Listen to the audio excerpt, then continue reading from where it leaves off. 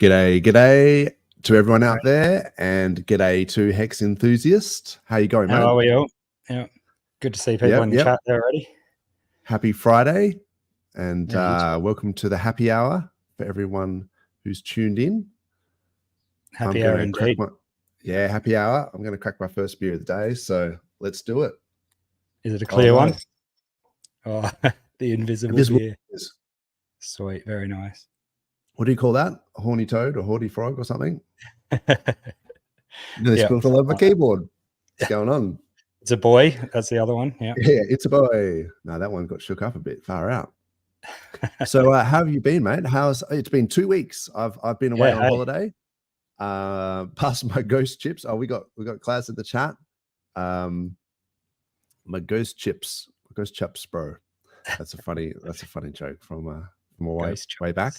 Yeah, fair enough. So yeah, I've been on holiday, man. I went away for a week down south, and the price has just gone off its tits. Yeah, good time to be away, so you can't sell at least. So not that you were going to. Not that I was going to, but like the temptation would have been like, oh, we've got to take some profits because we've got this PTSD of bear market where that's right. Oh, there's a pump. It's like, well, if it's going to go down lower, maybe if I take some, then I can buy back and get more units or whatever. But no, I was away. I was at the beach and awesome. just doing family stuff and then I just was checking the charts going, holy moly.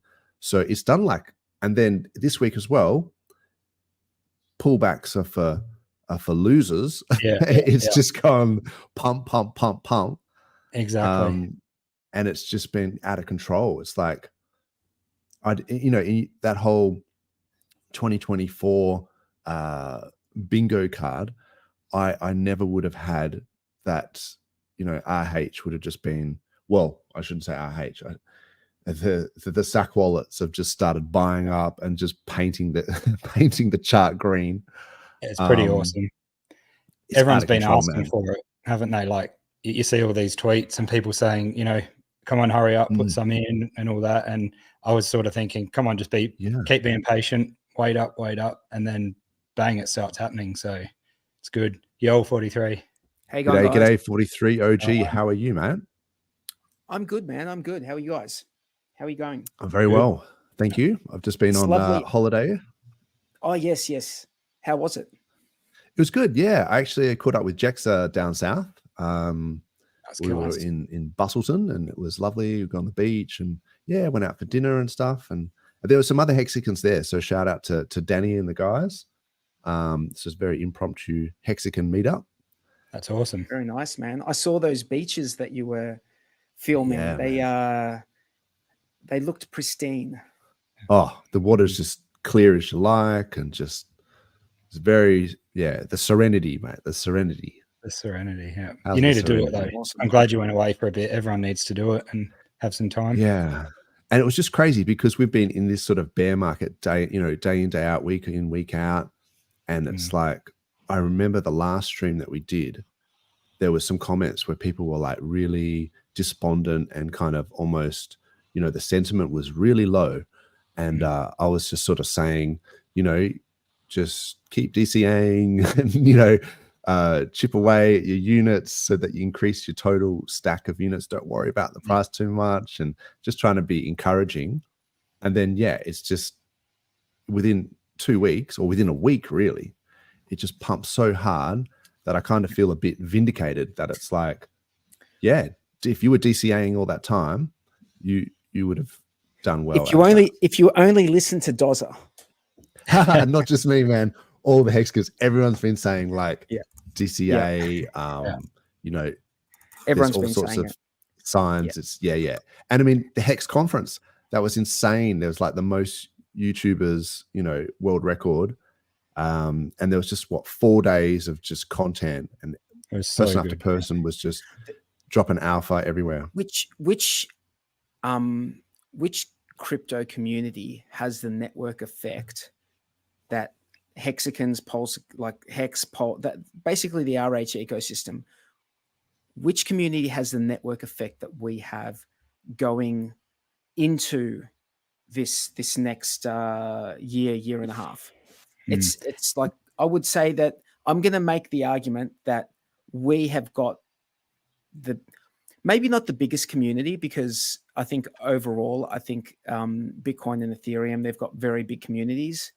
But we're the most engaged. We're the most engaged. We're the most bang for your buck as far as engagement goes. Like, we've got more active streamers. We've got more people on Twitter actively like engaging with people. And I think that in the last year or 2 years, what we've seen is, us move away from it just being like hex centric. Like, I'm still extremely, from a personal perspective, I'm extremely hex centric. I'm like, yeah, for sure. It's about Same hex, here. right?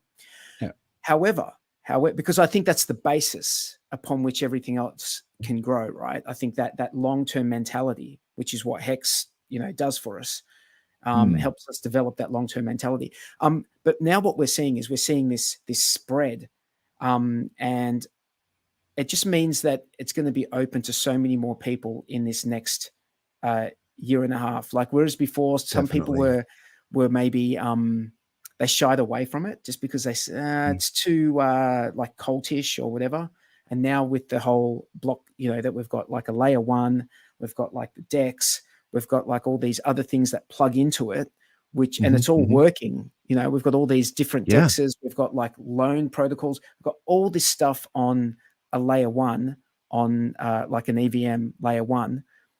I think we're just and we've got the community, the network effect of the community. So yeah, Somi talks exciting about that, and with the Metcalfe's law and things like that, and it's like you know, I forget the numbers exactly, but it's like, if you double your user base, you like 10x the price or something like that. But it's like it has a real leveraged effect when the more people you get in, and then it's like the impact is out of control. And so from that point of view, having a relatively small, tight-knit community means we can only really go up. And RH has said that before, like, closed doors can only open. So when you start to see people gatekeeping hex on market cap ranking sites and on channels and things like that, they're starting to, like, even if they don't talk about it, when they pull up the daily bubbles and there's this giant PLSX bubble right next to their head, it's the elephant in the room. You can only ignore that. You can only ignore that for so long. Can't ignore that shit. And people are like, hey, hang on, what's this? And they're like reluctantly mentioning it. But now they're starting to pivot, and you're starting to see Ivan on Tech, Ran from Banter. Yeah. I think BitBoy is going to be doing some streams. Yeah. And it's on the regular as well. It's on the regular. So, sorry, Hex Enthusiast, you go. No, you're right. Speaking of like the community effect and stuff, I've actually tried, when people start talking about other coins, or you hear, a mate that's got this other coin that, he's expecting to pump, or, that he's got his heart set on. I've tried looking at through their communities, just trying to see if I can find, the community, or find the type of stuff that Hex and PulseChain crew do. And there's just nothing, except for, the occasional streams that are just, crazy price predictions, or saying this is the new one. And most of them, most of the chats you see, it seems almost like bots. People probably think most of the PulseChain community's bots, the way we jump on stuff. But there's just nothing like it at all, the Pulse and Hex stuff at all. You would have to think that now we have, like, there's only so much that people can deny that the community actually exists. Like, once you break records and live streaming records, the 4th Hex conference, and I think we've had the second. Have they done the second Pulse conference? I think they did the second one, because the first one was before it came out. Yeah, possibly. Yes, I think you might be right. But yeah, that's hectic, man. Like that conference, everyone who came on in their respective segments was just dropping alpha and really insightful stuff. I was lucky enough to stream with Crypto Heartbeat and Donovan. Yeah, we had some real positivity, and the price was low, man. The price was real low, and we had this real, like, positivity going on. And also, I've got to shout out Donovan, because he is a champ. And this on Twitter, it's like Vajolarazzi, which sounds a bit sus, but anyway, he's got like 53,000 followers. Yeah, I was like, what is this? Some sort of sex toy, or But okay, I shouldn't say that. But anyway, I don't know what I don't want to cast aspersions. I think he just did a stream with Crypto Heartbeat as well, which was quite good. For Joel Larazzi, yeah. Anyway, he's a really nice guy. So yeah, so he just did a stream with. Did you say Crypto Heartbeat? Yeah, cool. Yeah. No, it was a good one. Awesome. And so I would say, yeah, check out his YouTube channel. It's not hex focused. It's like it does have a bunch of hex stuff on there, like his stuff, but he does talk about other things as well. And this is him. He's talking about the altcoin season in terms of like Bitcoin dominance. It's sort of trending over the different cycles. And then the Bitcoin dominance has hit this sort of resistance, and it might be sort of heading into alt season. So he's got some really good TA skills, and yeah, it's he's sort of pivoted. So I think his audience is going to reach quite a few people as well, potentially, new people that haven't heard about Hex and PulseChain. But yeah, I found the whole Hex conference thing like pretty impressive, really, that the amount of information that was there. And it's not like you were saying, Hex enthusiasts, like with these other communities, some of their alpha or whatever you want to call it, like, is very basic. Like, it's just like, our coin's going to $1, and you're like, yeah, pretty much. They're all going to $1. Yeah, or like just right to the technical, like too far as well. We've got like the real beginner, the intermediate, and the technical. So they talk a lot of stuff no one will ever understand. So like dev talk and stuff like that, where we need all of it. We provide all of it. So that's a really good point, man. I saw some article, I was reading about it, and it was like Chainlink's CCIP integrates Circle's USDC, right? And it was like I'm not a huge fan of USDC because I'm like a die man, of course. I think we all are. Because I don't like the idea that you can just freeze someone's stables. That's not why we're in crypto, so that we can have our shit frozen. So yeah, I don't like USDC. But the fact that USDC was Circle was partnering with Chainlink and all this sort of stuff, and I was like, oh yeah. Looked at the chart, price was getting hammered, and I'm like, see, that's the thing, isn't it? It's like you can have this. Oh, this is bullish because of this, and bullish because of that. But it doesn't necessarily reflect in the price. I mean, maybe it will, like long term, but it's more complicated than that. It's not just like, oh, I've got this layer 2 solution and it's good because it's got, zero knowledge proofs. It's like, yeah, there's heaps of them. Like, what makes yours special? Like, do you have some community that's just done some massive conference with, hundreds of streamers, or is it, like they don't have that missing piece that I think that we have.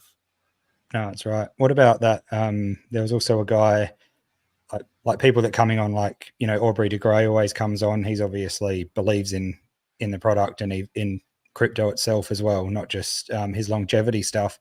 But there was another person, I can't remember his name. He came on with, I think, Dane and Corey, and he's like an investor that they've sort of got involved. He's heavy into real estate. Yes. And just seeing these new people that are willing to come in and, show their face and talk about this new product they believe in, and they're heavily invested and have been into different investments, for many, many years, and they believe this is proven track record. Too, so. Yeah, exactly. And Grant Cardone, Gary Cardone, those guys. I think quite a few of us have been, hounding them, but try and do it respectfully if you can. But apparently, they were bridging stuff across. In fact, I was going to bring up the bridge has been going bananas because there was a lot of FUD and stuff, people saying, oh, like the outflow on the bridge, but it has just been going out of control. So there's a few cool sites which track it, but and I was saying 43OG. What was that site? That's a June. It's just a June site. I can put it in the chat.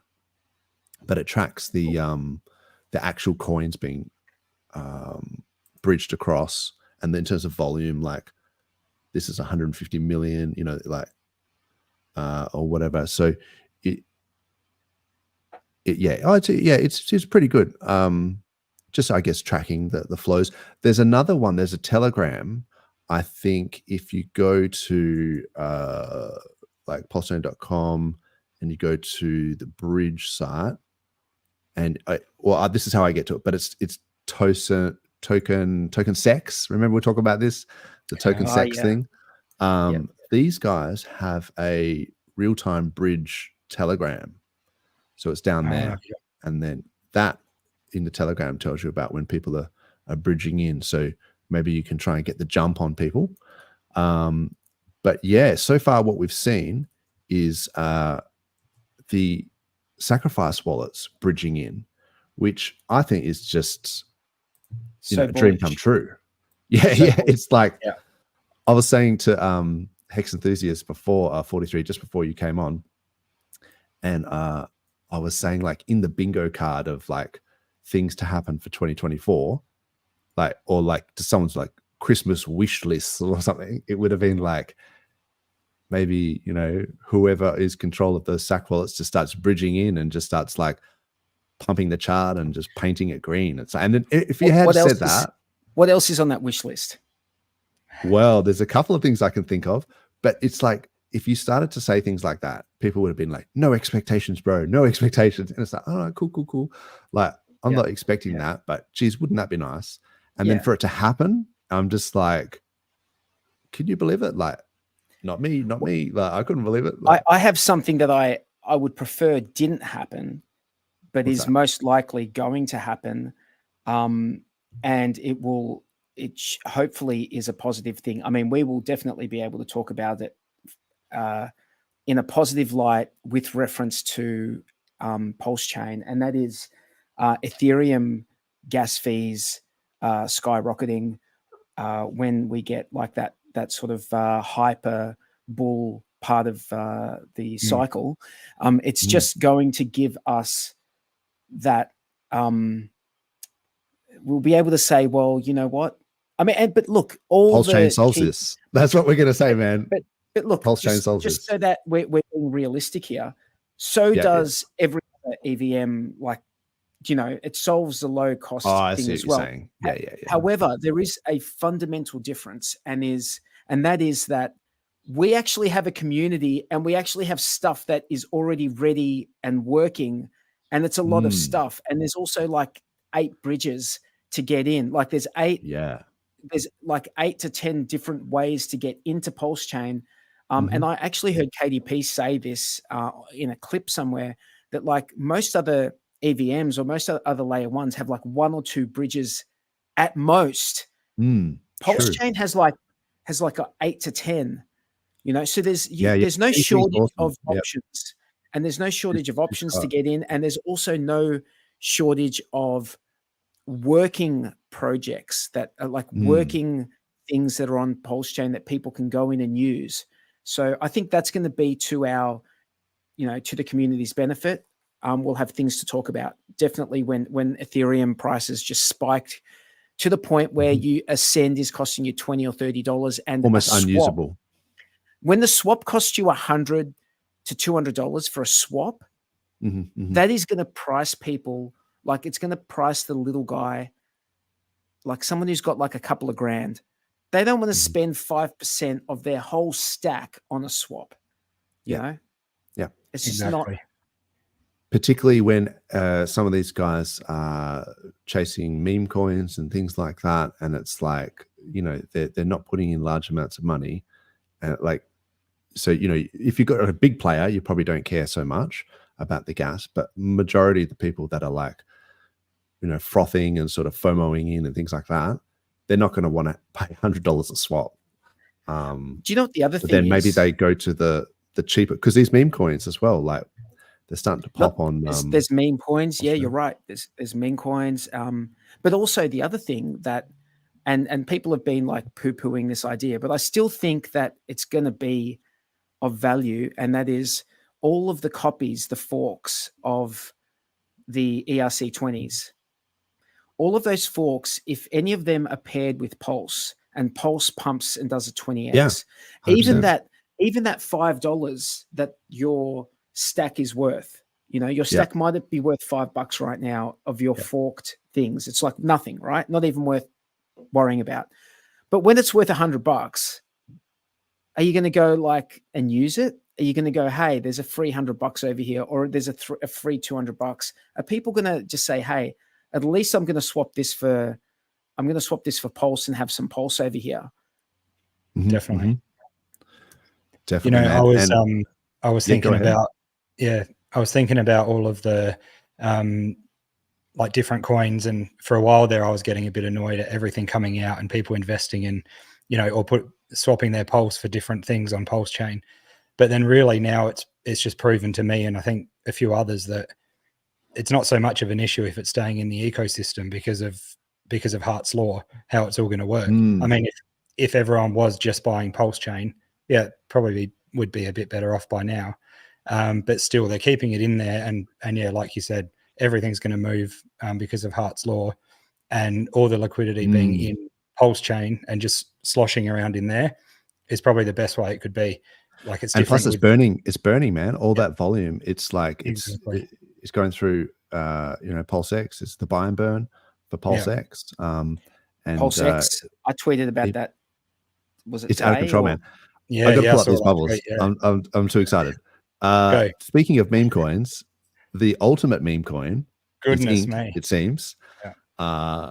This is just like something that's has been bit of a controversial topic with Ink. Like, I mean, for me, like PulseX, amazing, you know, Pulse, Hex, these gains are crazy, eHex. But this has been an interesting one for me, because this maybe highlights what we were talking about before of the crowd does what the crowd wants, you know what I mean? And the market is always right. So whether I can sit there and say, look, I don't know about Ink in terms of, you know, it's an emission token. You get it for free if you provide liquidity and farm those LP tokens. And then it's like, so, you know, why would the price go up? The price goes up because people buy it, and people have been buying it. And maybe it's because it used to be at $80 and it's like $1 or whatever the reason is. This, I think, was possibly over, you know, a week or something like that. I don't know where I got this bubble from. 7 days, yeah. I'm glad I scooped some of that Ink at the low. Tell you that much. Well, look, I mean, I had some because I had been farming, but I just never sold it, right? And because it was like so low. So from that point of view, I never bought any, but I had been farming. So this is what we were talking about before. How funny is this when you've got BTC, you know, crashing down, Banter's trying to shield his bubble site, and there's just these massive balls in his face of just, you know, PLS and PLSX, and it's like, oh yes, let's talk about Cardanzo, and it's like, bro, yeah, let's talk about the tiny one next to the green ones. So yeah, I thought this was really cool, like, and you know, amazing that we managed to get Ran and the Banter Fam guys to actually include, you know, PHEX and Hex and all this stuff. It's only a matter of time before they put Ink on there. This is so bullish for our ecosystem. It's so bullish for our ecosystem that we've got the, like, you know, you were saying it earlier, we've got, like, you know, BitBoy, Ran, Ivan on Tech, who's that other guy? BitBoy. BitBoy, yeah. Just like there's this crew of people who are big, like, YouTubers and big Twitter people, and they're talking about this ecosystem at the start. That's very bullish for us. Yeah. That's very, 100%. Very bullish. It just means that a lot of people are going to be finding out about this, and if they keep that didn't happen with Hex. People were just like gatekeeping, and you know, it's like no one was talking about it at all. But that's not going to happen in this. This is already, like, they're proving to us that they're going to be talking about all this stuff this cycle. So who knows what's going to happen? Who knows? Yeah, man. I mean, you know, we were talking about it, but and then now got the magic carpet right. I thought this was funny. Love that. This was from a while back, but how's the poll?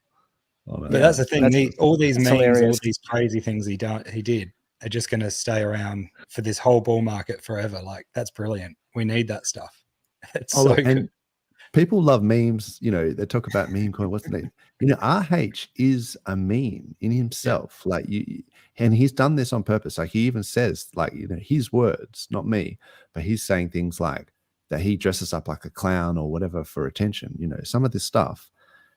He did some pretty outrageous, you know, marketing. So hopefully, you know, it's kind of like with the highest of stakes. It's like it looked bad when the price is going down, seeing him doing all this stuff, and he just going, oh, and people were just jumping to the basic conclusion erroneously that he must be selling, you know, the OA or whatever must be selling for him to be able to afford this stuff, not knowing that the OA had never sold any Hex and that he was already a millionaire before he founded Hex. So some of that stuff was just, you know, was just straight up wrong. But they were still using that as, you know, as like a false narrative against us. When the prices are down, it looks bad. When prices are up, it has a whole new feel to it. Like if you watch, you know, the THOS again, and you see some of this outrage marketing again within the prism or the context of that prices are doing really well, it actually just makes you want to buy more. Yeah. So Agreed. That's what I found anyway. Yep. Let me pull this. I watched it again the other day. I did watch it again the other day. Yeah. Yeah. Awesome.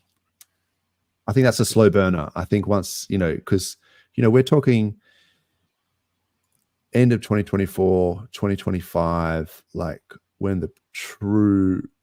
once you start hearing about the crypto on the radio and people are doing songs about Bitcoin and shit like that, and then they're starting to look up crypto documentaries and stuff, I think that's when that will really pay dividends. For sure. Hey, I was just looking at the Hex conference YouTube videos, and so over the 4 days combined, there's about 40,000 views. I think 39,000 views over the 4 days.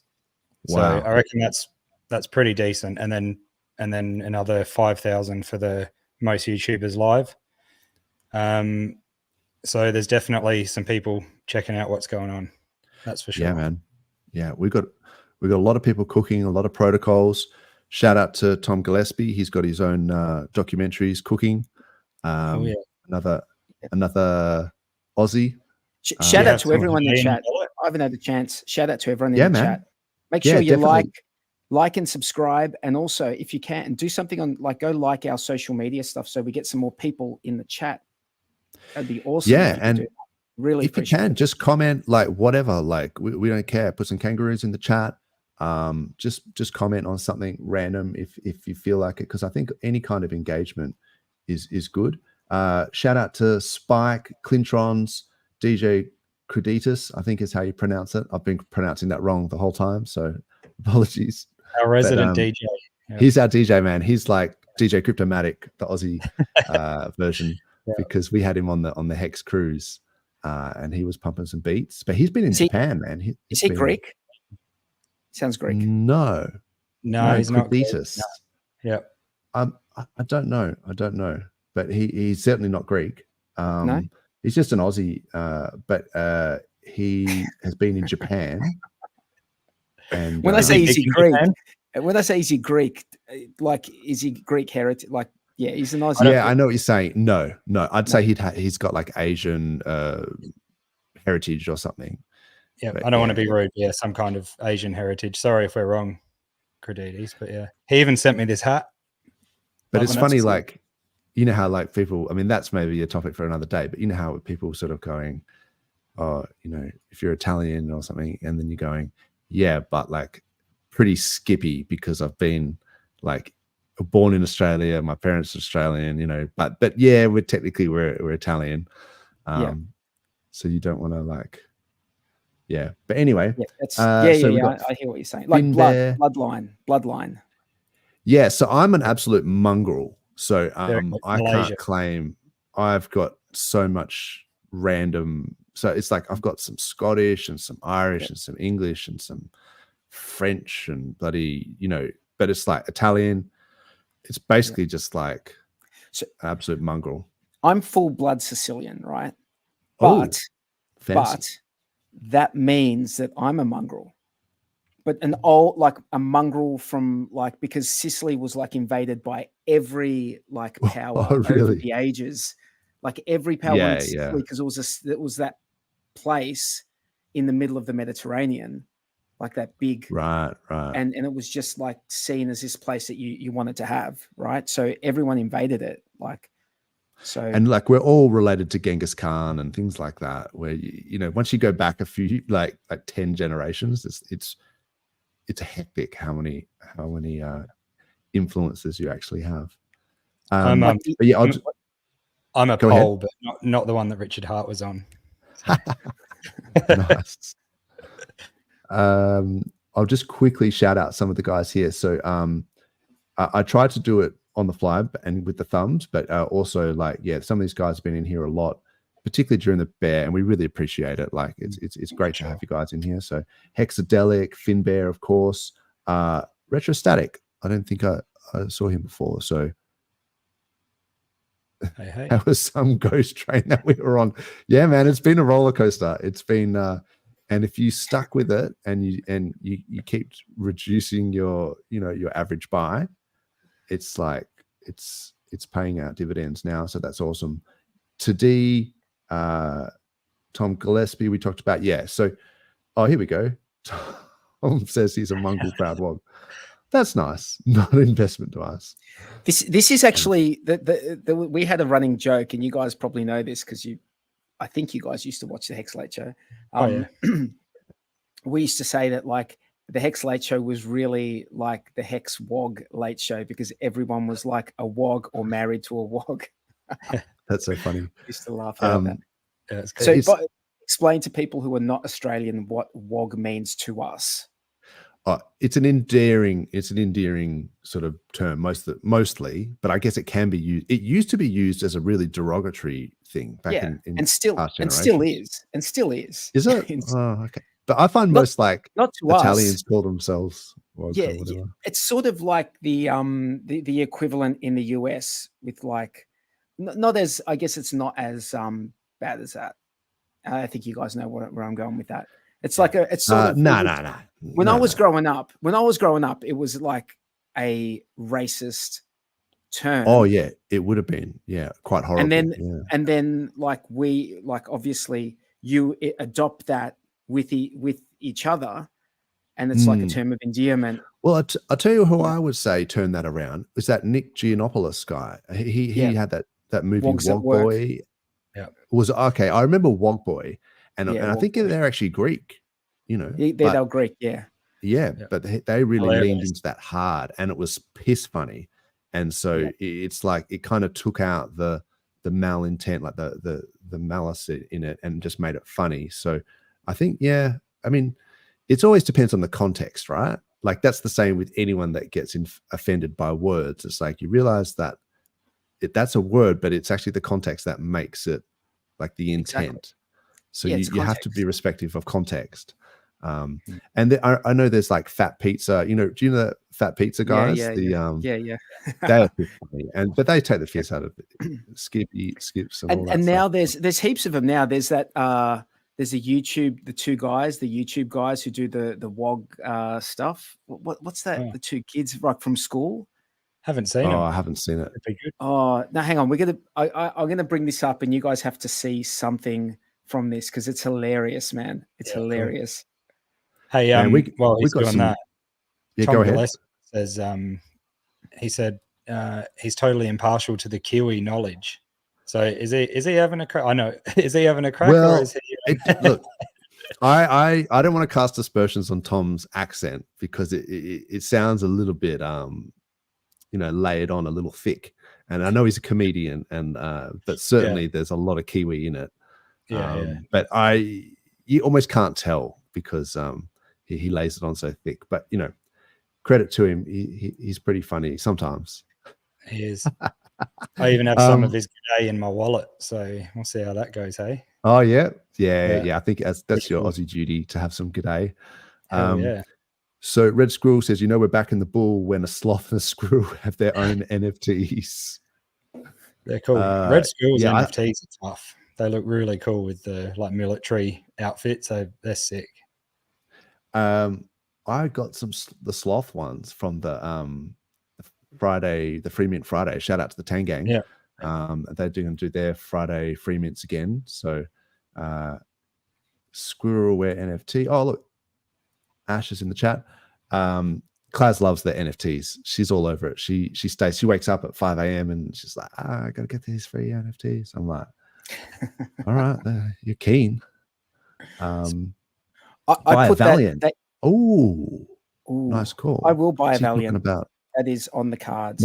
My brother had a really nice Valiant, a VF Coupe, when I was growing up, and a lot of my friends actually had VGs. Was that was the VF the Pacer, the one with the two lights at the front, with like very similar? Sort of it wasn't down like that. Very long body. Yeah, it was. It wasn't exactly the Pacer one, but it was. Pacer very, was the very coupe, similar. wasn't it? Was the Pacer the coupe? Yeah. Well, this was a coupe. It was a 2-door. But it was really nice. I'm really spewing. He sold it actually. But a few of my friends had VGs and a few other Valiants and just, I had a just CM. general, I had like one of the last ones before they sold the factory to the Mitsubishi. CM was like a boat. It was a whale of a thing. I'm spewing. Awesome. I sold it now. Man, American muscle cars are the best. Like, let's just. This was an Australian. Oh, okay. I thought you were talking about Chrysler. It was a Chrysler, but it was built in Australia. I think the block. I'm not sure what the block. The block was a Hemi. Yeah, like a 265. It was a 265. No, actually, you know what? Actually, no. I had the 245. I had the 245. Okay. I wanted the 265 straight six. Yeah. I'm pretty sure they were even produced here as well in Australia. So yeah, for a little while there, they were still produced here. Yeah. Okay. Can I tell you how good that thing was? I used to wake up every morning. I used to get my broomstick out. I used to bang the carburetor a few times, and the thing would start. No worries. Yeah, that's it. It's beautiful. I've had some old cars that with you're sitting there trying to get the choke going, and you're just waiting for it to warm up. You take off, and there's just some old lady just walking down the street faster than you, and you just go, come on. Yeah. But, I had an old Holden panel van, which was good. Oh, did you? Yeah. I had an old Holden panel van, which was pretty sick. I thought. Sick. Anyway, used to go the surfing and stuff in it, and the old actually it was a WB, but it's like the Sandman style, which was straight back with no windows and stuff. So that was awesome. Valiants, I just got distracted by that, but great call. I love a good bit of American muscle. I'd love to get a Mustang, or my brother's got a Chevelle, a really nice 66 Chevelle or something. It's really sweet.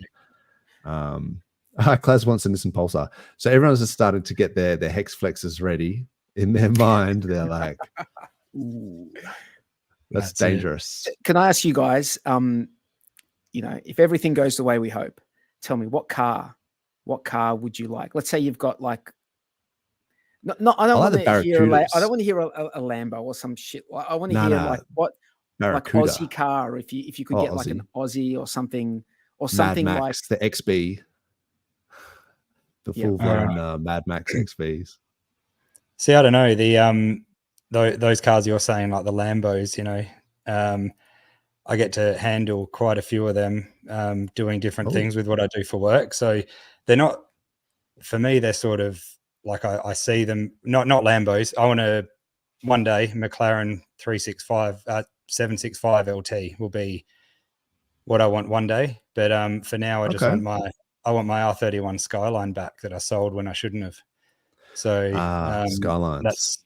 That's what I want to get with the VL turbo setup on it and get driving that again, street car. So, but yeah, those high end cars are pretty amazing to drive. Tell you that much. I don't like the Lambos though. They're definitely the reputation. Well, speed bumps, man.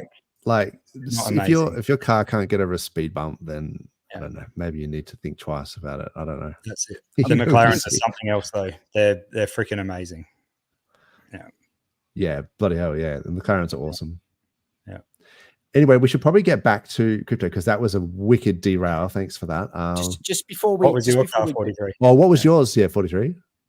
Oh no, I was just gonna say there's a video in the private chat like that. If we can just before we get back to things, if we could quickly just have a look at that.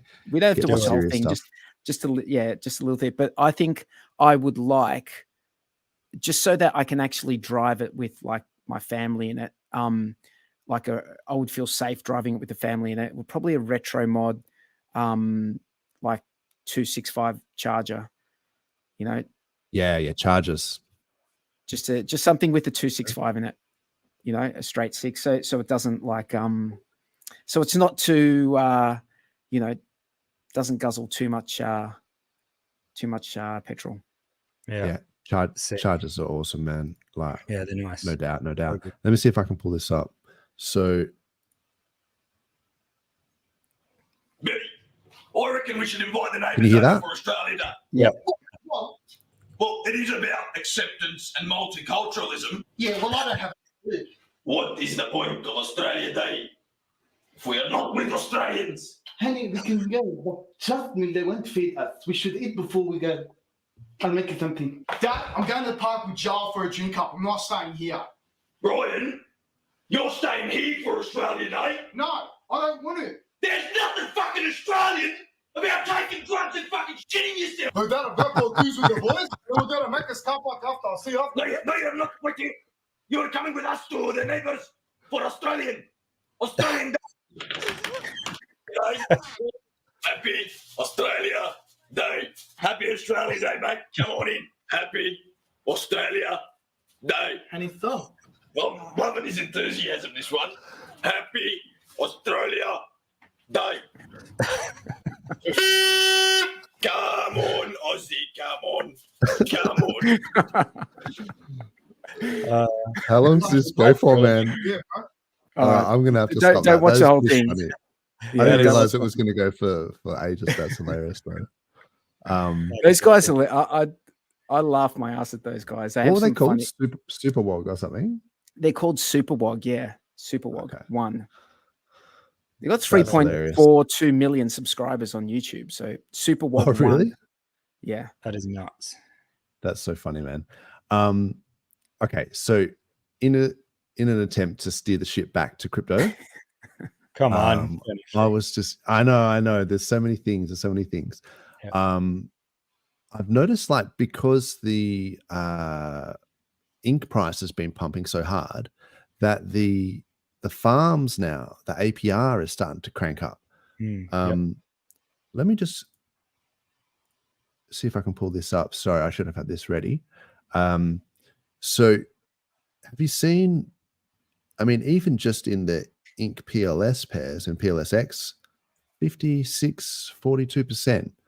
But these USDC, so if you are wanting to buy PLS with USDC or DAI, this is another way of doing it, really, is providing some liquidity. And then, you know, if the price is pumping up, then you're well, actually, if the price is pumping up, then you're selling it. You want it to come down, yeah, so that's actually probably a bit dangerous, because if you think the price is going to pump, then you're probably going to get some impermanent loss to try and capture that yield.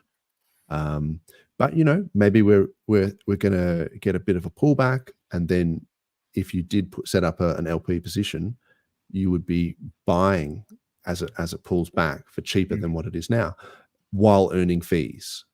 So I just wanted to highlight that. I think that the PulseX farms, and maybe that's some of the motivation behind people, you know, buying up the ink, is also like, because that's a bit of a, you know, 4D chess move, is to crank the price of ink to make the farms more profitable, and then people just come in and start farming more. So, yeah, I think that's, and also I think it's a good way to keep in mind for, you know, taking profits and things like that. You can do it through LP without wrecking the chart, and plus you get no slippage. So there's a few advantages there. Lies beneath the truth. Oh, look out. I've been around for ages. Hello. I see him on X token quite a bit, so he's always the first one to chat. So g'day, it's good to see you here. So yeah, that's awesome. And so, another thing I want to chat about, if I can, is the Grayscale premium discount. So, this is the discount to the actual the value in the trust. So for the whole bear market, we saw it down to like 46% discount, and it was just crazy. And so my basic understanding was always like, if people are going to be buying Bitcoin, and that's the only thing that makes price go up is buying it on chain. But if they can buy it for a discount using fake Grayscale BTC, then it's taking away that buying power on the chart. And why wouldn't you, if particularly for legacy, if they have their hands tied, and so I clipped a video from RH where he explains it really well. So I might just put that on. It's sort of like the DESI discount, isn't it? Reminds me of the DESI discount. 100%. And I was going to point that out. It's like when we start seeing that DESI discount and we go, ooh, hello, because why would I be making my own 10-year stakes when I can snap up some DESI? And, there's pros and cons for why you wouldn't, in terms of like low liquidity. And also when the DESI stake expires, there's going to be a rush there for people to cash out. But then people can buy the dip and then they get a good deal as well. So let me just see if I can stick this on. Here's the problem. Wall Street prefers to buy Grayscale than real coins. They have their hands tied. They're not allowed to just buy random currencies. They have general partner agreements that don't let them do that, or limited partner agreements, but whatever. And they buy Grayscale. Grayscale usually trades at a 20% premium. Currently, it's at a 15% deficit. Wall Street would rather buy 15% cheaper coins from Grayscale than real coins. So what happens? Real coins price doesn't move up because you're not getting the same buyers, you're just getting sellers. And so it brings the Grayscale price up a little bit, but then both fall with the Bitcoin price. And so it's like, and then you end up down here. And so as long as there is a deficit in Grayscale and there's no premium, you're not going up. You're not. Because all of Wall Street would rather buy their coins at a discount than real coins. So as long as that Grayscale premium's there, you ain't going to hear a bullish word out of my mouth. As long as the Grayscale deficit's there, you're not going to hear a bullish word out of my mouth. When that deficit disappears, when it turns into a premium, when I've seen a capitulation wick, or if we want to do a bump and run bottom again, like we did, fine. I'll be ready to call the bottom. But as long as I see that deficit, I don't see any capitulation, and people that bought JPEGs for $1 million are still balling. No. I want to see capitulation. You bought a JPEG for $1 million. I want to see you sell the bottom. You need to get wrecked. You bought, all these terrible things that people bought. When those guys sell, then we can go up. That's my opinion. Wow. Yeah. I just really love that clip. And I tweeted it as well, a smaller version of it. And then I had someone ask questions about it, and I tried to explain my interpretation of that. But I thought that whole clip really sort of illustrates it quite completely. So yeah, and if you look at the Grayscale discount now, like it literally was minus 46%, and it's touched 0%. It's about to switch. That's a great clip, by the way, what you just showed. That's a really good clip. Yeah, I mean, it's because they're ETFs, right? So we're talking a year ago, like 40% discount was a year ago, right? That's what that chart said. So a year ago, you could get almost twice as many Bitcoin for your money. if you bought through Grayscale, but obviously you don't hold the Bitcoin.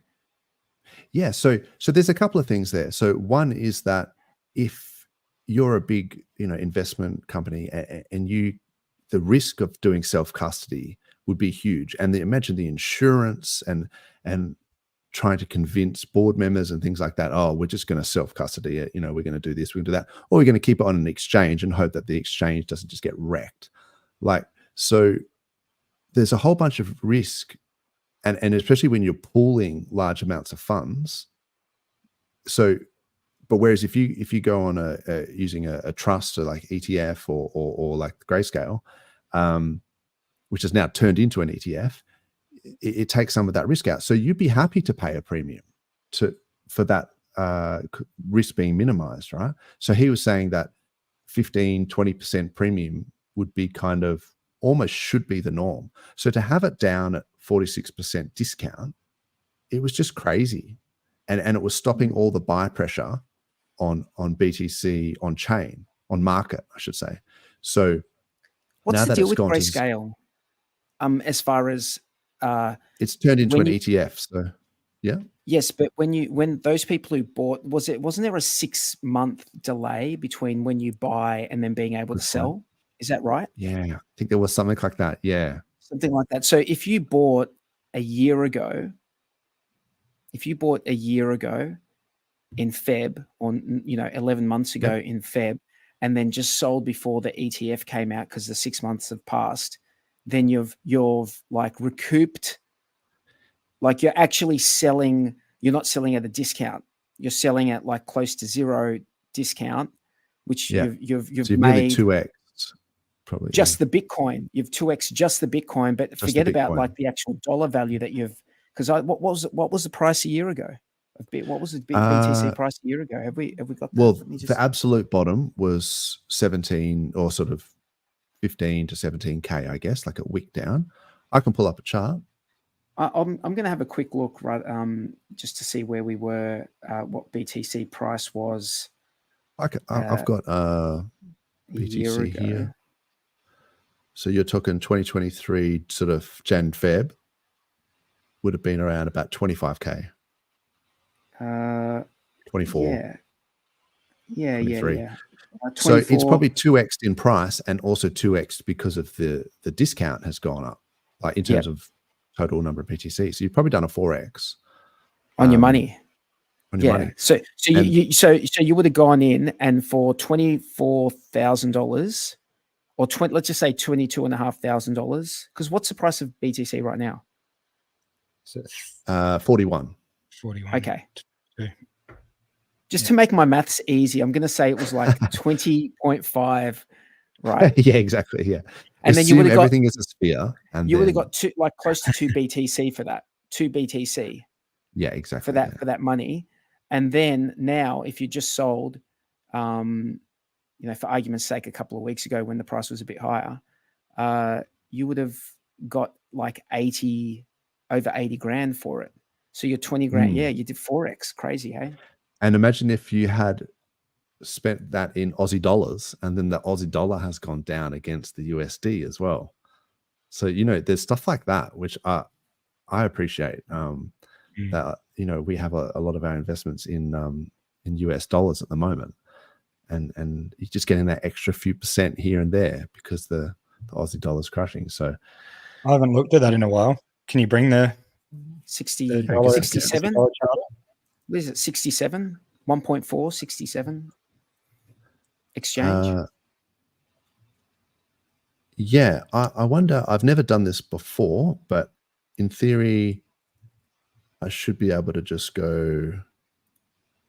You just divide it by 0.67. But as a ratio.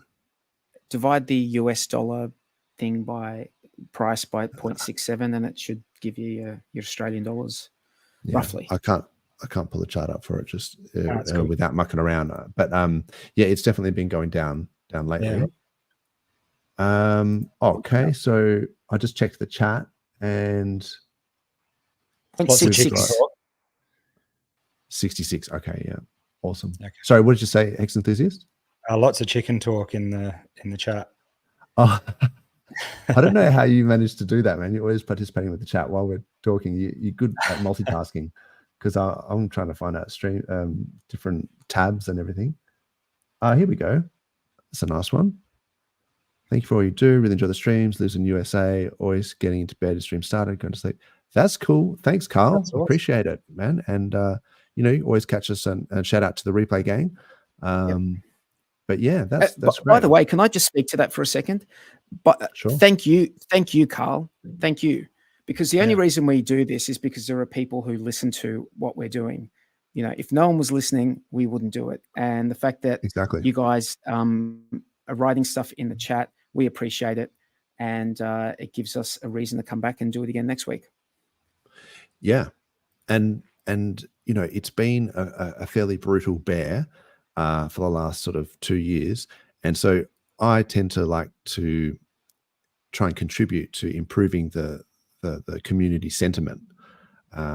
So that's one of my motivations of doing it, because sometimes people just they're not as positive when the price is going down. So then, and that reflects in how they're posting and stuff like that. Whereas we've always tried to be like, DCA and this is an opportunity to exactly to increase. Crisis can be opportunity. And yes, so sorry to interrupt, but I talked about this at the Hex conference, because the price was relatively low when I was talking about it as well. And I was saying that some of the things that have worked against us in the, I'm not going to say bear and get into semantics over it, but in this part of the bull market, when the price has been going down, because of the bonded liquidity, when you see people that were capitulating and sort of, selling down their sacrifice bags, they all got out of whatever it was, PLSX, that would then get routed through hex pools and PLS pools and things like that. So it would bring the price of everything down. And so those things that were sort of negatively affecting us will actually really positively affect us on the way up, when people start aping into ink for whatever reason, or into PLSX because of the buy and burn. Then that's going to pump up the PLS price.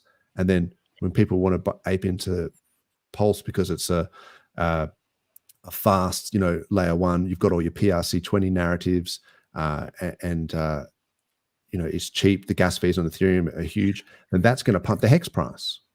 And there's the PLSX lots of things that work. Buy and burn, though, can I just speak to that quickly? I worked out this morning that it was roughly $34 million of that equivalent is to $34 million. Like as of this morning, $34 million of PLSX has been burnt. Wow. Ridiculous. Yeah. There is some pretty cool sites that show that stuff, which means it can't be sold. Go, what? Like, let's remember what that means. It means it can't be sold. Yeah. It means that there's more scarcity. No one can buy it. It can't be sold by anyone, dumped on the market, and it can't. And there's less of it around to buy. So plus just think of buy pressure as well, right? It's not just a burn, like it's the buy and burn. So it's the buy and burn. Yeah. It's the buy. So and as these things, as the price of PLSX goes up, it's like the amount of dollar terms that are being burnt and the amount of dollar terms that are being bought and all this sort of stuff, as the whole ecosystem goes up, and then some percentage of that gets bought up. It's like, I think it's going to be pretty hectic. So, you just got to have a long-term mindset. And that was why I brought out that Grayscale thing as well, was partly because it's an epic, RH bit of, alpha, but also because it kind of gives you an idea of where you are in the cycle. You can kind of think of it in terms of halvings, if you like, and kind of go, okay, halving in April, what's going to happen pre-halving, post-halving, and with respect to the halving and all this sort of stuff. And as an aside, PulseChain launched very, very close to the same amount of time from when Ethereum launched with respect to its halving, or to the BTC halving in that cycle. Yeah. So you know, I calculated the amount of days. I've talked about this in the past, but the amount of days between when Ethereum launched and the BTC halving of that cycle is very, very close to when Pulse launched with respect to what our halving will be. So you can talk about that sort of stuff. But another way is just to think that, you know, until we start to see the Grayscale premium being and being like 20%, 40%, things like that, we still got a long way to go. So yeah, are we going to see the same premium though now? That's the question. Not. Maybe why not. would we? Because before that was the only real, like when I say mainstream, but the only bigger option for legacy to buy it. Now there's so many options. Could that play into it not like that not happening in the same way? We can't, I mean, things actually have changed since the last cycle. So I just wonder, I know we always say like, you know, this time it's different, or don't fall into the trap of saying this time it's different, but it actually is different this time. And when I say it's different, that particular aspect of it's different, right? Yes, 100%. And maybe, you know, have to get Somi to comment on that because he knows more about this stuff than I do. Shout out to Somi. But I know that there was like the chain link. There was some way that you could get like there was a chain link trust or something like that you could buy on the stock exchange. I'm not sure if it was like the equivalent of Grayscale, but like Grayscale for Chainlink. And the premium on that was out of control. Like it was like the guys were paying like 50% more than what you could just buy Chainlink for, you know, on market. So yeah, I'm not sure how it's going to work. But I think it's definitely an indication that we've only, you know, from RH's own words, that if we've only just got back to 0% premium, then he said he wasn't going to even start talking bullish about the market until it got to that point. And coincidentally or not, that's when the SAC wallets started to bridge money across, was when that premium went to 0. So depending on who's using that metric for what, you could speculate. Hey, I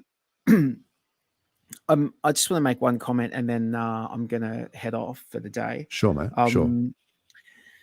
So that clip is like, there's so many awesome clips of Richard Hart, and there's so many awesome clips that a lot of the world don't get to experience because they're in English.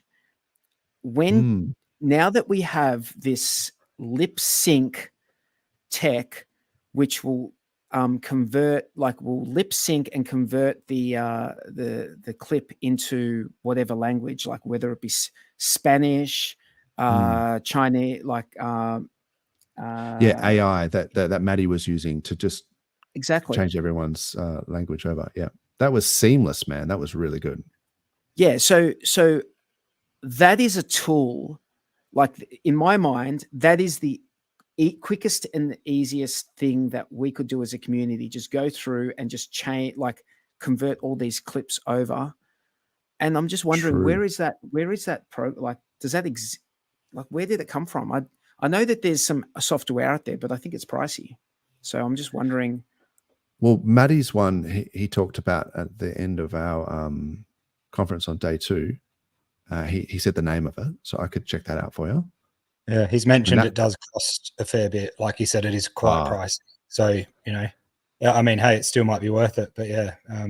It's not worth everyone getting a copy of it, but it's probably worth one person who is good at, who's got lots of clips, who can just pump them out, who can just go in and get the most out of the subscription. I'm sure people would contribute to a well-known person in the community who wanted to do that. I'm sure there'd be people out there who would contribute to that, to get that done, because that helps. Like, can you imagine if you just are pumping out Richard Hart tweets on clips in Chinese or in Spanish? Like, yeah, that would be a big deal. It's a great idea, man. It's really good. I know we were talking about this in the Italian channel. Like, it's something that like the Italians would, you know, they could do well by hearing some of this stuff, you know? Yeah. And I Something mean, like maybe. that. Sorry, you go, man. Sorry.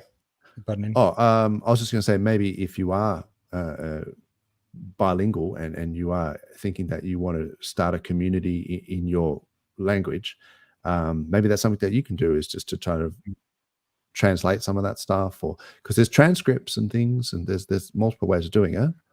But what were you going to say? Sorry, mate. I agree.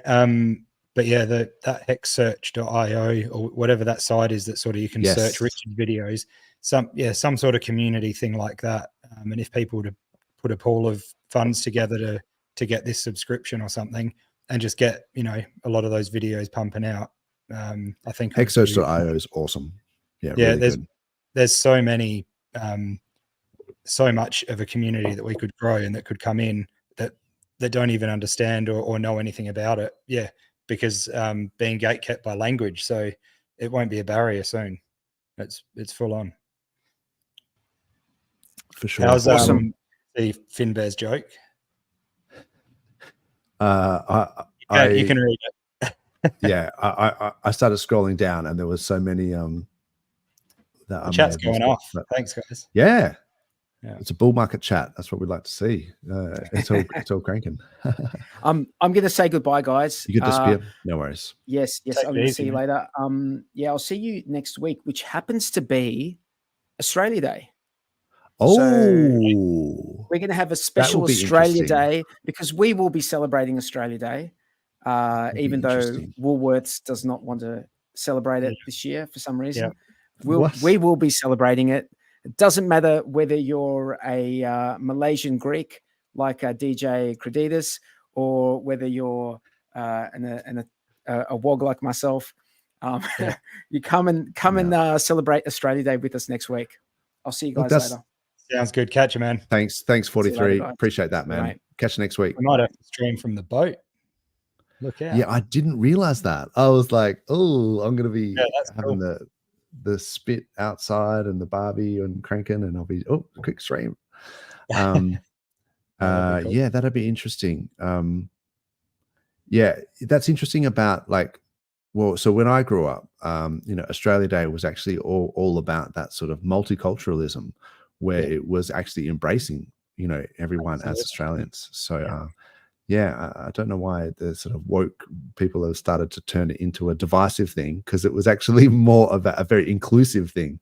That's how I. It's like saying you're one of us type thing. We are all Australian. Doesn't matter, irrespective of how many generations you've been here, because Australia's a very young country, right? So it's we could include been around a couple of hundred years. City as Aussies. There we go. Yeah, so. And plus we're all descendants of convicts anyway, so it's sort of like, you can't get too high horse on that. You've got to get off your Clydesdale a little bit. Yeah, that's it. Now there was a couple of interesting things here. Yep. This halving, BTC should retrace to 3,000. I was going to say 35 grand, or maybe Ash, but no, maybe he is. I think we're seeing a zero there, but I don't know. Maybe. I guess that's not that low in terms of percentage, from 41K to 35K. Yeah, okay. Okay. There's Dylan jokes. I'm not sure if that's appropriate. I'm just going to keep going. More jokes.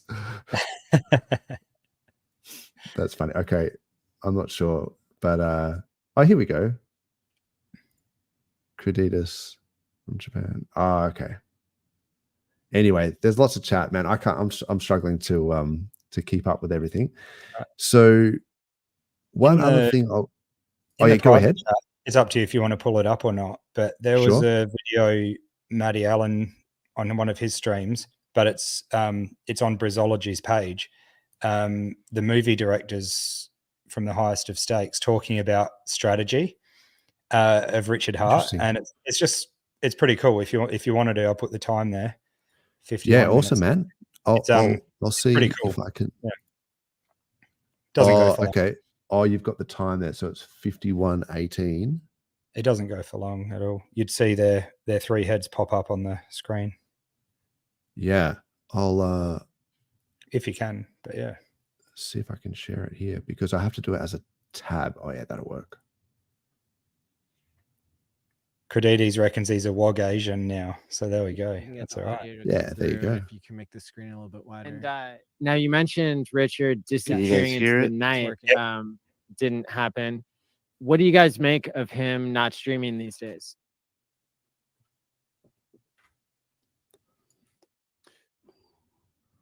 What do you make of him not streaming these days? I would say that we can't answer that question without breaching confidentiality. You know what I mean? Like we're in regular contact with Richard about the movie. He is, definitely been amazing at everything that is needed for his part in being a leading character in a movie. So it's not really our place to speculate on that, and it does pull on conversations that we've had that are off the record and are related to, the making of a movie. So I love what Grant said. What do you make of it, Maddie? Well, I think he's been very active on Twitter, and so people can follow him at Richard Hart Win on Twitter. So I mean, I could see it as something strategic, or it could be that. It could be that he just sees. Or there's an or for Richard Hart. Really? That's like, I think the question is, what is the strategy? Not is it strategic? Yeah. No. Okay. Well. Yeah. Create the top 5 unstrategic things Richard has ever done in his life, and then let's talk.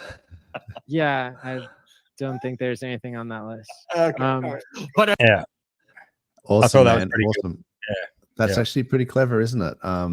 Yeah, as if he's not strategic in anything he does. So I suspect, even down all the SEC stuff that's going on, the forehand straight back with the letter and stuff like that. He's oh man, onto it, knows exactly what's going on. Even the so bullish outrage marketing. How much was he not just trying to get attention for PulseChain, but trying to get attention to smack these people down and get crypto moving big time? There's strategy everywhere. Yeah, it's pretty cool. Yeah, that's a good point, man. Like having his team of lawyers and the guys just sending in, with that, like you say, the return serve and all that sort of stuff. I thought that was really bullish, and just the fact that he's fighting, that to see that spirit, to kind of be like, we're going to, lead the charge and kind of like try and get a good result, not just for Hexicans, but for everyone in crypto. I thought that was a really positive sentiment, and the chart responded, man. Like everyone was just like, let's go. Absolutely. So yeah, that was really cool to see. And also I've noticed he's been chatting about in his tweets about the price. Like he's been going, check this out. Price did a 2x. And if you have been around, obviously you have, but people listening, you will remember that he loves to talk about the chart, and he loves to be able to brag on a 2x, on a 2x. Yeah, exactly. And it goes back to that comment from the Grayscale clip where he was saying he wants to see capitulation. He wants to see the people who don't believe to get absolutely crushed on the way out, so that you take all that economic energy out when the price is low, and then then we can go up and also with the Grayscale premium thing, then we can go up. And then so he was really waiting for that. He was kind of even talking about the NFT buyers have to get wrecked and stuff like that. People buying $1 million monkey JPEGs and stuff. So yeah, whether you think that's true or not, that was certainly his perspective. And then now we're starting to see SAC funds getting bridged in. And even I saw on a KDP thing just briefly. So shout out to KDP. We talked about her earlier. She's a smart cookie. And she was saying, she's really good. And she was saying that the SAC wallet was actually selling as well, which was like alarming some people, but it was buying. So, and so what it was doing was it was actually establishing some support at a certain level. So if you think about that in terms of like just painting a chart and creating support at key support lines so that then you can go up to the next resistance and things like that. I mean, at some point you're going to be in price discovery, because like say PLS, for example, what did that go to? Was it 00027 or something was the peak? That's not that far away, right? So no, I was looking at that today. Some of these charts are not far off price discovery. A lot of them. Yeah. So people will when 1x, that was the joke. Like, when can we get back to the sack price? Which I always kind of found amusing. I mean, apart from the fact that everything is always a 1x, but just that if you had been DCAing, that 0001 wasn't the sack price, because this whole time has been a sack, if you can think of it. And then maybe your sack price average might have been 405 or something like that. So you might be at a 2x already. Like, maybe not. Maybe your cost basis. So that's why it's different for everyone. But if it's done a 2x from 405 to 1, and even now it's like 3014, I think. So it's just killing it. It's not that hard to believe that it could do another 2x, and then it will be in price discovery. It's never been higher. And if you believe that we're early in the cycle, that's a pretty good time to be in price discovery. And the fact that this sacrifice wallet set is bridging in not only to create lines of support and to pump the price or whatever, but actually to thicken and thin the liquidity.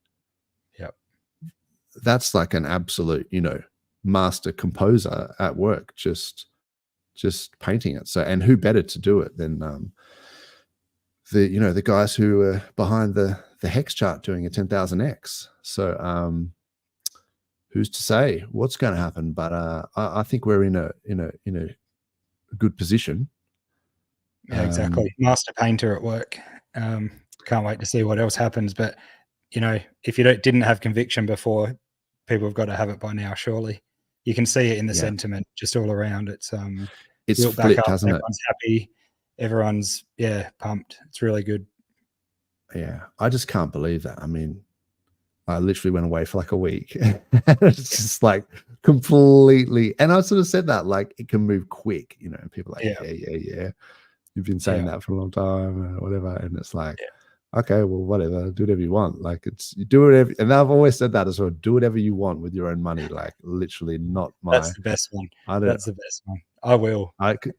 Because I don't have anything to gain if you or lose if you buy or sell. Really, like, it's not going to affect me unless you're some like massive whale or something, which I highly doubt.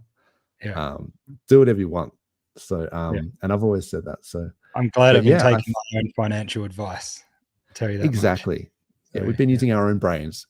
I've talked about that before as well. Like, sometimes you see things.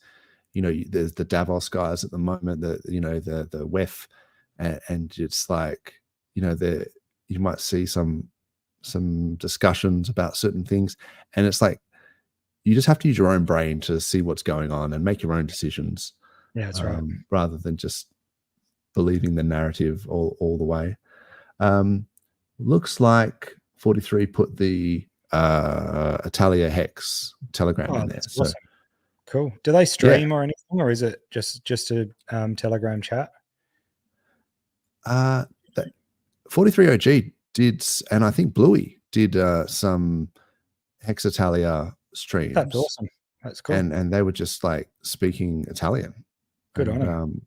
Yeah, so there's definitely that was a while ago. I'm not sure if they still do it, but I think there is some Italian speaking, like native speaking Italians that out there that do streams. There was certainly the Spanish guys. But yeah, I mean, but the interesting thing is that I saw on Twitter someone said someone should do an Italian stream or something like that. And I'm thinking, actually, there fully is, So sometimes people don't realize that this stuff is actually already out there. One other thing I wanted to talk about, just briefly, was I noticed, we're talking about these influencers like Ivan on Tech starting to, Ran, BitBoy, everyone's now, and like we said, it would happen as well, that once you see the green candles, all of a sudden these massive bubbles in their face, they can't help but mention the elephant in the room. CryptoFace was one of those guys. So he's a trader, and he was talking about his SAC, and I think he was a bit, down on speaking relatively negatively, I guess, about for a while. And then obviously now that it's pumped up, he was starting to pay attention again. And so he's got 142,000 followers. And he was saying, like, can someone tell me an accurate price of PulseChain right now? So he's obviously checking his bags and going, oh, holy shit. Yeah. It's actually. Yeah.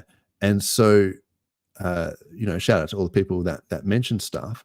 But there was one thing that I thought was really interesting.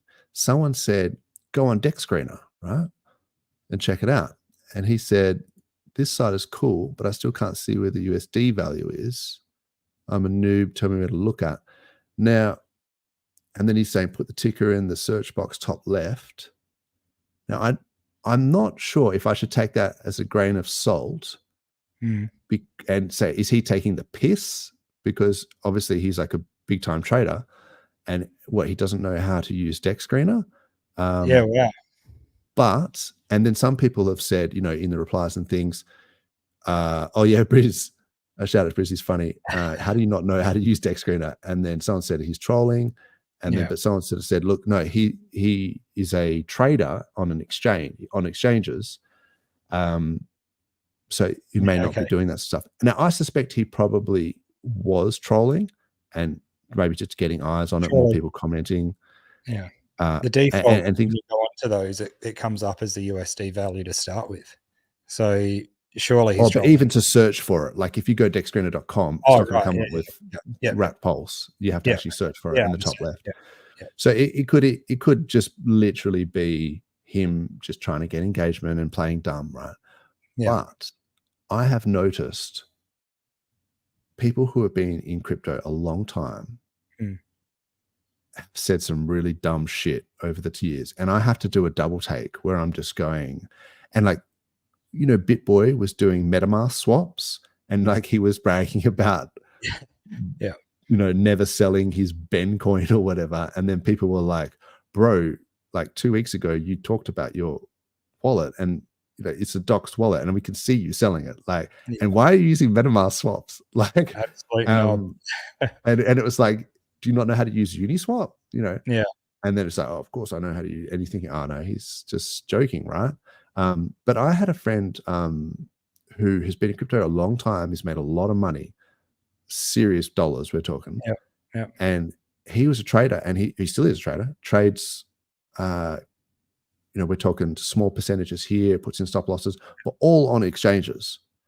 And he literally asked me, he goes, bro, how do I use Uniswap? What do I have to do?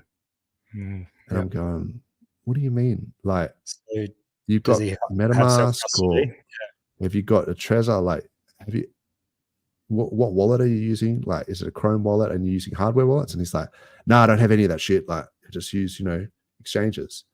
And okay, well, you probably need to get a hardware wallet. And it was like, just like basic stuff. And you start to wonder, did some of these guys actually use real DeFi? Like, are they just literally just trading on exchanges, and they literally have no idea that DEXs exist and how to use DEXs? I'm starting to think that that's actually what's going on here, because, it could be some of these guys taking the piss, but I wouldn't be surprised if they genuinely, some of these guys are like just used to buying on exchanges. There was another guy, because, I was talking about that Nakamoto coefficient, and finally got, shout out to Corky, got it, and it came back as 6, and it was more decentralized and more censorship resistant than Ethereum, all that stuff. In the GitHub, because I had subscribed to it, someone came in and they were up in arms about PulseChain having, this Nakamoto coefficient of 6. And they were saying, how can you have this? Because the volume is only It's got like tens of thousands of dollars of volume per day, and there's no liquidity. And I'm like going, what are you talking about, bro? And so he was looking at like on CoinGecko, if you go to like sexes, if you go to centralized exchanges, I'll just pull up here. I think he looked up, I think he was doing it by chain or something, but he was looking under like the centralized exchange version of it. I probably shouldn't pull up because I haven't got the link in front of me, and it had all these weird exchanges like Kanga Exchange, and like these weird exchanges that had hardly any volume and any liquidity. They would have on it. all of it. Yeah, exactly. Yeah, they probably only got what was airdropped to them. Yeah, and I'm going, nah, man. Like we've got dexes, like we've got PulseX, we've got 9mm, we've got fiat, the Fux ones, liquid loans, holding their USDL. Not liquidity, holding much. Crazy. I mean, but even like I don't think if you go on Dex Screener and you go PulseChain, I don't think it even shows like, so up here, 9-inch Uniswap. So it's got a bunch of other ones as well, but it doesn't even show like 9mm. Yeah. And it's not hard to go, look by liquidity. There's $55 million, man, of liquidity in PLSX, $30 million Inc, $28 million. There's heaps. And these guys are saying that there's no volume. Bro, $16 million volume right here. Like, it's like, and this guy's like in the GitHub. So he's obviously like a coder, and he's doing all this stuff, and they don't even know how to look it up. So I'm thinking maybe we are still a little bit early, Yeah. I mean, a lot of people, I think even the Cardone brothers and that, I heard they were talking on the Twitter, and I know other streams have talked about it, but they've mentioned in a way that, it's better for them to have someone to call if they've forgotten their password or whatever, and have it being held by a centralized exchange, which is scary. And, I know a lot of people hold some on there, and that's all well and good, spread your risk across different things. Or if you do want to trade, a bit easier, keep a little bit there. But all of these people your risk across, it'll be great when they start bringing their money in and into real DeFi. We'll actually see some more price action, I reckon, because I wonder how much of it's actually being like softened because of the gap there with the centralized exchange, because they're not really buying off the market all the time. Yeah, true. And plus the centralized exchanges do some stuff behind the scenes as well. So it may not actually be showing you the real picture. But yeah, that's really interesting, that these guys are like, they don't trust themselves to hold their own passwords. And it's like, but you can spread your risk by buying multiple Trezors and having multiple wallets. You don't have to say, it's all in one wallet. It's like, well, no, you don't have to do that. Like, you can actually have multiple wallets with multiple hardware wallets as well, which I would recommend. 100%. So it's like, I don't know. And these guys, they can't afford a $200 Trezor or something? Like they're talking about $1 million bloody. Yeah, maybe it's just what they're used to. They're just so used to doing it one way and it works, and they haven't had it go wrong. It's lazy. Let's be honest, man. Yeah, they're being lazy, and I think that's what a lot of the ones that are speaking big about Bitcoin at the moment. I wonder how many of them have held Bitcoin through other cycles or crypto, because I've heard a lot of the time some of these centralized exchanges have liquidity issues at the top, or some of them go down, things like that when you're in a hard bull run. Don't get me started on Binance, man. Those guys, anytime there was a dump, the site's gone down. The withdrawals have been suspended. Yeah, it happened to me a dozen times. Yeah, when there was a big crash in the market, all of a sudden the exchanges start playing funny buggers, and they start doing the suspending withdrawals, and we'll see it again. and people are like, oh no, I got to dump my coins. I can't. Not that you should be panic selling anyway, but just the fact that they do that and they blame it on some tech issue or something. Oh, it's just our service can't handle it. It's like, yeah, that's right. So how much would these people be getting upset when they can't sell or can't make a move when they're in that situation, when they're bull runs hit big time, whereas we can sit there and play, and we've got so many different avenues. We can always, down, you could do the other, and you can always crank up your slippage and things like that. And you can pay aggressive gas, and there are things you can do if it starts pumping and you are trying to FOMO in. But yeah, so my friend who trades on exchanges, like, he's a really nice guy, don't get me wrong, and he's really smart, and he's made a lot of money, all that stuff. But just the fact that he doesn't know how the DEXs work, it just does sort of make me think, wow, he's been in crypto for a long time and he's never used MetaMask or DEXs, and you're thinking, and then just to start, like, when you look at, like, on Dex Screener, just the sheer amount of liquidity, because Ethereum obviously is the big daddy of liquidity here, 71 million, but even then it drops off pretty quick. 15 million, 7 million, 4 million. I can do this really quickly, right? So 43, then 9 down to 4. Yeah. Solana, pretty low, really. Goodness, that's low. 5.4 million. That is and so the low. scary thing about Solana is, check this one out. Dog with hat. Okay. $4.4 million. This has been, everyone's been talking about this dog with hat. Oh yeah. It's a meme coin. Yeah. Okay. $4.4 million liquidity. There's $33 million worth of volume in a single day. Far out. Yeah. So how does that work? People are just buying and selling, 8 times the amount of bot trading, total probably. liquidity. What? Yeah. Okay. And then it drops off real quick, 1.6 million. We're into the hundreds of Ks here. Arbitrum. I know there's a lot of centralized exchange volume as well. But a lot of this stuff, okay, that's interesting. 30 million for GMX, but that's like a lending protocol. And then so bang, we're pretty up 20 mil plus. I think I know you'll get there, but I'm getting there slowly. So Polygon, it's for 7 mil, 2.2, 1.1. And now let's go back to PulseChain. So that was like the top 5 in volume of all the DEXs. 55, 30, 28, 23. There's serious liquidity here. And the price is still moving 48% in a $30 million. So in terms of like how much weight, how much buyer pressure do you need for that to go up 50% in a day with like a fair amount of liquidity? Exactly. There must be some buyers. That's for sure.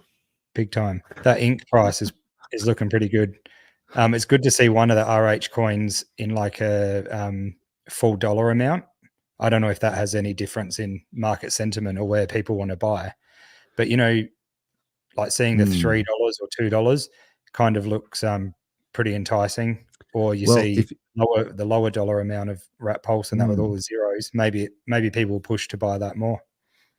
So that's a unit bias, right? Yeah. So it has the exact same value, but the unit bias is, oh, look, 40 whatever or 3014. Okay. Yeah. So if it goes to $1, this is the oldest meme in the history of crypto. What I consider to be, and this is why, don't get mad at me, PDI people, but this is why I've like talked a little bit down on some of the PDI sort of things, because it's the oldest, it's the simplest maths you can do. Oh, well, if it's 0001, then if it goes to $1, then I'll get 1,000x, we did it. Or whatever it is, 10,000x from 0001. Anyway, I just said it was simple and then I fucked it. Yeah. But like, so say it's at 10 cents and you go, well, if it goes to $1, then I'll 10x my money. And if it's at a cent, I'll get 100x, Yeah. So yeah, it's a very simple kind of thing where people can go, I've got this amount of money, and if it goes to $1, then I'm going to get my 10,000x or whatever. It doesn't have to go to $1, people. Like PLS can go to 101 and still make, 1,000 millionaires and a bunch of billionaires. Like it doesn't have to go, not everything has to go to $1. So I do like that unit bias of people being able to have hundreds of millions of PLS or PLSX, because that feels like you're a baller, and it's like, oh yeah, sure, what 10,000? Yeah, there you go. You have 100,000. Like that's right. I've got 100 million. Like, I don't even care. With it. Yeah. Exactly, and that's what you want, is people to undervalue it at the start, whether it's just a million pulse here. So you've got to be careful buying $1 million JPEGs and stuff, a million pulse JPEGs, 100%. because you might find that if it does, even 100x or something, you might be going, oh, hang on a second, did I just pay $10,000 for that? Like, in retrospect. Exactly. But then to go back to your point, which was that the ink having the dollar value, it sounds pricey, right? So, ink is at $80. Holy shit. Or, if it goes to that, that's what it was or whatever, or it goes to $50, but that's what you're getting paid out in the yield farm rewards. You're getting paid out in something that has a large unit bias. So psychologically, you're going, oh shit, I got 20 ink. Oh, that's all right. That's like $40. Or, oh wow, I got like 200 ink. Oh, now we're talking, like in a day or whatever. And when it starts to, and particularly at the start with those yield farms, I remember taking, harvesting the ink, and you just going, it was pumping. Yeah. This is nice. This is nice. And then when it got below $1, it's just like, no, I'm not interested anymore. So maybe that's the grand plan, is just to pump up the ink price to get people to want to get back into the yield farms. Yeah, I think it'll happen now that we see, the sentiment change. There's got to be something that gets played around with yield farms soon. I was going to try and put a time frame on it, like a guess, but I don't know. Within a few months, I think we'll see some changes on the yield farming and stuff for sure, and incentivize people to do other things. Yeah, new pairs and things like that. Yeah, could be very interesting. All right, bro, we should probably wrap it up. I've just been frothing so much. I've just been talking. Been but yeah, did you have anything else you wanted to chat about or highlight? Not really, I don't think. I think the world record attempt was really cool. I know you were asleep, so thanks for that. And Claz took your place, but she didn't mind ragging it. She didn't mind ragging it on you. So yeah, that's cool. That's cool. No, that's funny. That was great. We were down south, so she got up at like 5 a.m. or something, or probably earlier, and did it on a laptop or something. So yeah. I was like, nah. No, that's I would have done it if we had our streaming set up and everything, but it was very limited down there. So I was sitting here before we go. I was sitting here, with my streaming set up and stuff, about to go live with it, and then my internet drops out, and I was like, here we go. And I thought at first the stream dropped out, and then I go for a walk down the corridor, and my puppy was sitting there. We've got this puppy that's only a few months old, sitting there with its tail between its legs, and it chewed my Ethernet cable in half. No way. So I was absolutely peaking. I was not happy, but I had to quickly jump on the phone and do it with that. So later in the day, I got down there, stripped the wires, and twist and tied them back together. So that's how we're doing it tonight. But no, that's a good excuse, really man. That's a very dog ate my homework, dog ate my Ethernet cable kind of excuse. In fact, it looks like he's having a chew on it right now, mate. Dog ate my camera. The dog's having a nibble on the old camera cable over there. So good timing. But good that's time about to wrap it up, bro. Good community. Well done for doing that, man. Yeah. Oh, thank you. Yeah. I think that was really good for sentiment. The whole Hex conference, I think, was really good. So shout out to Maddie Allen for doing that, and everyone involved. Sure. I think that's pretty much it. I would say, keep in mind that there's limit orders you can do. Maybe we'll talk about that next week with the the Omni Tetra thing. And yeah, I hope everyone has a good week. Hopefully we'll see you next week for Australia Day. And thanks 100%. To the chat for all the comments. Please like and subscribe and put any comments that you can in there. It's very much appreciated. Yeah, that was good for sure on the chat. So thanks everyone for joining us. Yeah, it was really cool. Awesome. Thanks, guys. All right, rock on. Cheers, man. Take it easy, everyone. See you, mate.